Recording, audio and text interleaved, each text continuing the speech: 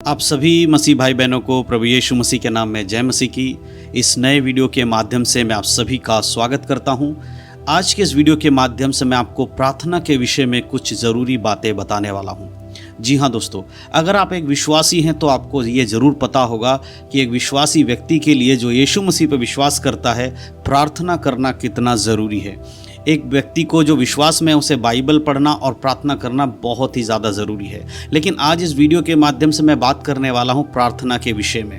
मैं आज आपको बताने वाला हूँ कि प्रार्थना किस प्रकार से आपको करना चाहिए, क्योंकि बहुत सारे हमारे ऐसे मसीह भाई बहन लोग हैं जो प्रार्थना तो करते हैं लेकिन उनको प्रार्थना करना नहीं आता। वो किसी और को देखते हैं, सुनते हैं प्रार्थना करते हुए, उसको कॉपी कर लेते हैं। कई बार ऐसा होता है कि विश्वासी लोग जो चर्च में जाते हैं अपने आसपास के लोगों को प्रार्थना करते हुए देखते हैं और उन्हें लगता है कि जिस तरह उन्होंने प्रार्थना की शुरुआत की उसी प्रकार से हमें भी प्रार्थना की शुरुआत करनी चाहिए। जिस प्रकार से उन्होंने प्रार्थना का अंत किया उसी प्रकार से हमें भी प्रार्थना का अंत करना चाहिए। और ये सोचकर वो अपने व्यक्तिगत जीवन में किसी दूसरे व्यक्ति की तरह प्रार्थना करना शुरू कर देते हैं।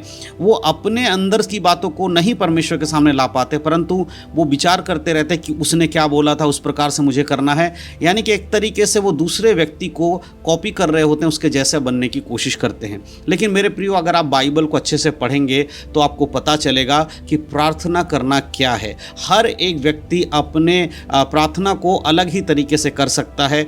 आपको जैसा परमेश्वर ने बुद्धि दिया है, जैसा ज्ञान दिया है, उसी प्रकार से आपको प्रार्थना करना है। किसी दूसरे व्यक्ति को देखकर कॉपी नहीं करना है।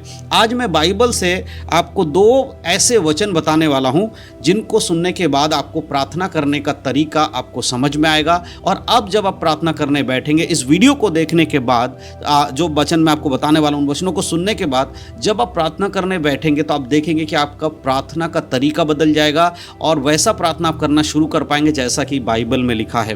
तो अगर आप चाहते हैं कि परमेश्वर के वचन के अनुसार प्रार्थना करें तो आज का वीडियो को पूरा ज़रूर देखिएगा, क्योंकि इसमें मैं आपको डिटेल में सारी बातों को बताने वाला हूं। तो सबसे पहले मैं एक वचन आपके लिए पढ़ना चाहता हूं प्रार्थना से जुड़ा हुआ। हम पढ़ेंगे मत्ती रचित सुसमाचार की किताब और उसका 6 अध्याय। सभी लोग यहाँ जानते हैं जो उन्होंने इस अध्याय को पढ़ा होगा कि यहाँ पर प्रार्थना कैसे करना उसके विषय में यीशु मसीह ने लिखा है, अपने चेलों को बताया है। तब यहाँ पर मत्ती ने उस बात को लिखा है। तो यहाँ पर जब हम पढ़ते हैं उसके 5 आयत को तो ध्यान से सुनिएगा कि यहाँ पर क्या कहते हैं प्रभु यीशु मसीह। लिखा है, जब तू प्रार्थना करे तो कपटियों के समान ना हो, क्योंकि लोगों को दिखाने के लिए आराधनालयों में और सड़कों के मोड़ पर खड़े होकर प्रार्थना करना उनको अच्छा लगता है। मैं तुमसे सच कहता हूँ कि वे अपना प्रतिफल पा चुके। यहाँ पर प्रभु यीशु मसीह के चेलों ने जब उससे कहा प्रभु हमें प्रार्थना करना सिखा, तो यीशु मसीह ने उनको एक उदाहरण दिया कि जब भी तुम प्रार्थना करो इस बात का ध्यान रखो कि तुम कपटी लोगों के समान प्रार्थना मत करो। अब ये कपटी लोग कौन है? कहते हैं वो लोग होते हैं कपटी जो लोगों को दिखाने के लिए प्रार्थना करते हैं, जो अलग अलग जगह चौराहे पे जाकर या ऐसे दिखाने की कोशिश करते हैं ताकि लोग देख के कहें अरे ये व्यक्ति कितना प्रार्थना करने वाला है। और इस प्रकार से अगर आप प्रार्थना करते हो तो आपका प्रतिफल आपको मिल चुका है। आप परमेश्वर से जो कुछ भी मांगो उसमें से कुछ भी आपको नहीं मिलेगा। बहुत बार विश्वासी लोगों को यही नहीं पता होता प्रार्थना करने का तरीका क्या है। तो वो क्या करते हैं, जब चर्च में होते हैं तब तो प्रार्थना कर लेते हैं, किसी मीटिंग में जाते हैं उस समय अगर कोई प्रार्थना के लिए बोल रहा तब प्रार्थना कर लेते हैं, या दूसरे लोग कहीं पर इकट्ठे होते हैं तो खुद को ज़्यादा आत्मिक दिखाने के लिए वो बार बार प्रार्थना को लीड करना या प्रार्थना को लेकर प्रार्थना करना शुरू कर देते हैं। प्रभु कहता है तुम्हारी प्रार्थना कपटियों के समान नहीं होनी चाहिए, यानी कि खुद को महान दिखाने के लिए प्रार्थना मत करो। अगर आप एक विश्वासी हैं तो अगर आप चर्च में प्रार्थना करते इसमें कोई बुराई नहीं है, कलीसिया की मीटिंग में जाकर आप प्रार्थना करते इसमें भी कोई बुराई नहीं है। लेकिन आपका सिर्फ प्रार्थना का जीवन इतना ही है कि आप दूसरों के सामने प्रार्थना कर रहे हो खुद को ये दिखाने के लिए कि मैं कितना अच्छा विश्वासी हूँ, लेकिन आपका व्यक्तिगत जीवन में प्रार्थना नहीं है। आप घर में बैठकर खुद अकेले में प्रार्थना नहीं करते हो। आपसे कोई प्रार्थना का विषय बोलता है, आप उसको हाँ तो कर देते हो लेकिन बाद में उसके लिए प्रार्थना नहीं करते हो। ऐसी बहुत सारी चीज़ें जो आप अपने अकेले में करना चाहिए, प्रार्थना के द्वारा परमेश्वर से बताना चाहिए, उन कामों को अगर आप नहीं कर रहे हो तो फिर आपकी प्रार्थना किसी काम का नहीं है, वो कपटियों के समान प्रार्थना है और उस प्रार्थना का प्रतिफल आपको नहीं मिलेगा। आज बहुत सारे लोगों का प्रार्थना का उत्तर नहीं मिलने का एक कारण ये भी है कि जो लोग प्रार्थना कर रहे होते हैं वो संसार को दिखाने के लिए प्रार्थना कर रहे होते हैं, लेकिन यीशु मसीह के अनुसार या परमेश्वर की इच्छा के अनुसार प्रार्थना नहीं करते। हमें ये समझना बहुत ज़रूरी है कि हमारी प्रार्थना हमेशा वचन के आधारित होना चाहिए, परमेश्वर की इच्छा के अनुसार होना चाहिए। जब आप परमेश्वर की इच्छा के अनुसार प्रार्थना करेंगे तब परमेश्वर आपकी प्रार्थनाओं को सुनेंगे।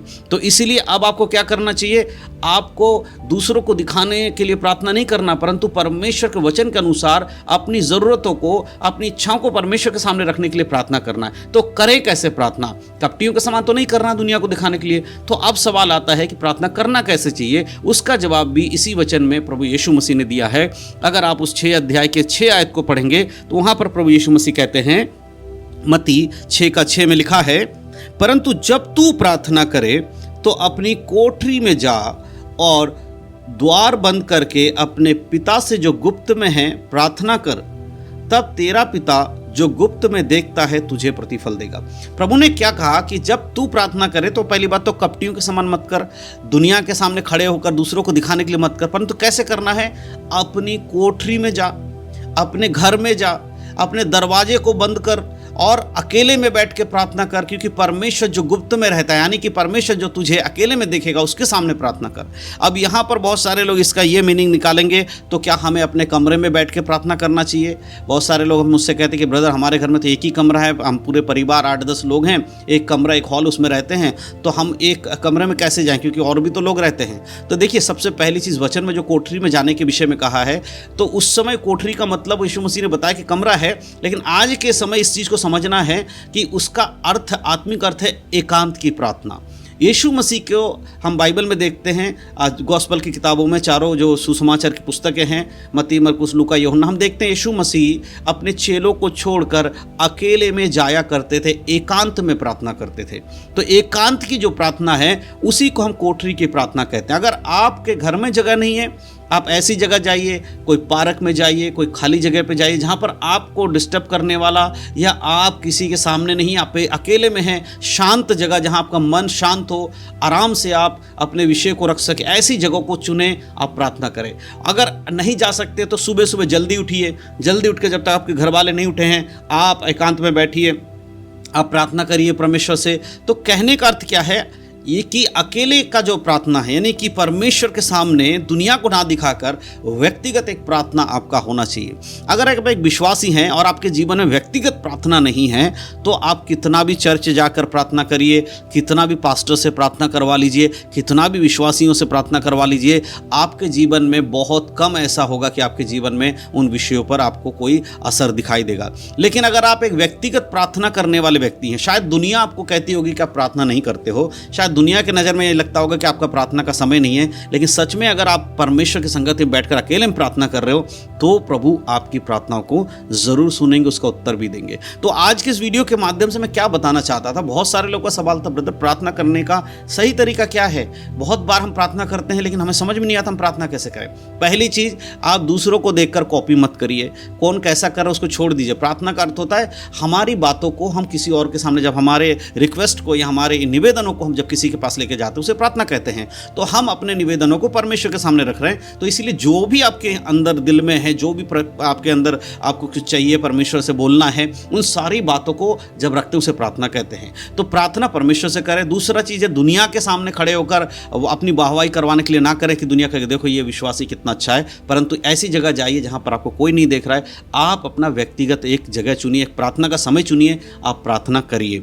ये तरीका है प्रार्थना करने का। और सामूहिक रूप से भी जब आप चर्च में होते तब भी आपको प्रार्थना करना है, दुनिया के लोगों के सामने भी करना है, लेकिन आपका खुद का एक जीवन प्रार्थना का होना जरूरी है, व्यक्तिगत प्रार्थना होना जरूरी है। अब सामूहिक प्रार्थना दुनिया के सामने करने वाली प्रार्थना का अर्थ ये नहीं है कि वो कपटियों के समान प्रार्थना हो जाए। कई बार आप चर्च में पास्टर आपको प्रार्थना के लिए बोल सकते हैं, विश्वासी आपको प्रार्थना के लिए बोल सकते हैं, आप करिए, उसमें प्रॉब्लम नहीं। लेकिन दूसरों को दिखाने के लिए खुद एक महान व्यक्ति बनकर अगर आप सोचोगे मेरे को दुनिया देख के कहेगी कितना अच्छा प्रार्थना करने वाला है, उस तरह की प्रार्थना अगर आप करते हैं, आपके मन में अगर महानता वाली बात आती है तो वो प्रार्थना कपटियों की प्रार्थना कहलाती है। तो मैं विश्वास करता हूँ इन दोनों वचनों के द्वारा जो बातें मैंने आपको समझाई आपको समझ में आया है। तो इसलिए आज से अपने प्रार्थना का तरीका बदलिए, प्रार्थना करने का समय चुनिए, जगह चुनिए। परमेश्वर इन सब बातों के द्वारा आप सबको आशीष दे। यीशु मसीह के नाम में सबको जय मसीह की। God bless you.